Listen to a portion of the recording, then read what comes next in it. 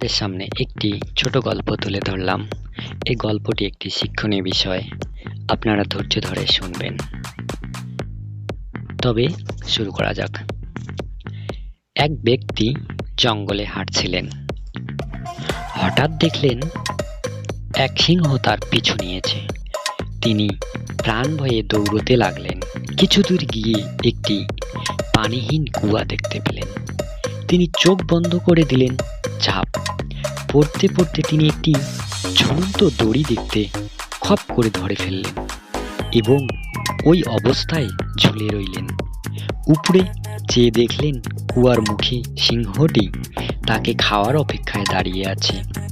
নিচে চেয়ে দেখলেন বিশাল এক সাপ তার নিচে নামার অপেক্ষায় চেয়ে আছে।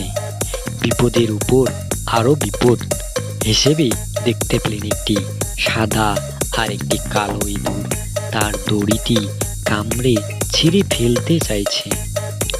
এমন হিমশিম অবস্থায় কি করবেন যখন তিনি বুঝতে পারছিলেন না, তখন হঠাৎ তার সামনে কুয়ার সাথে লাগোয়া গাছে একটা মৌচাক দেখতে পেলেন। তিনি কি মনে করে সেই মৌচাকের মধুতে আঙ্গুল ডুবিয়ে তা চেটে দেখলেন। সেই মধুর মিষ্টতা এতই বেশি ছিল যে তিনি কিছু মুহূর্তের জন্য উপরের গর্জনরত সিংহ, নিচের হা করে থাকা সাপ আর দড়ি কাটা ইঁদুরের কথা ভুলে গেলেন। ফলে তার বিপদ অবশ্যম্ভাবী হয়ে দাঁড়ালো। এই সিংহটি হচ্ছে আমাদের মৃত্যু, যে সর্বক্ষণ আমাদের তাড়িয়ে বেড়াচ্ছে। সেই সাপটি হচ্ছে কবর, যা আমাদের অপেক্ষায় আছে।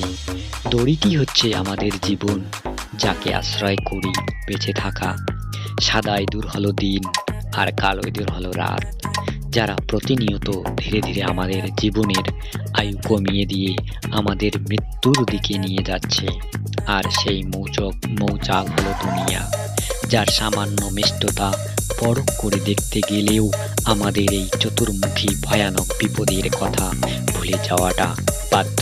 তাই আমাদের সচেতন হওয়া জরুরি। গল্পটি কেমন লাগলো কমেন্টে জানাবেন।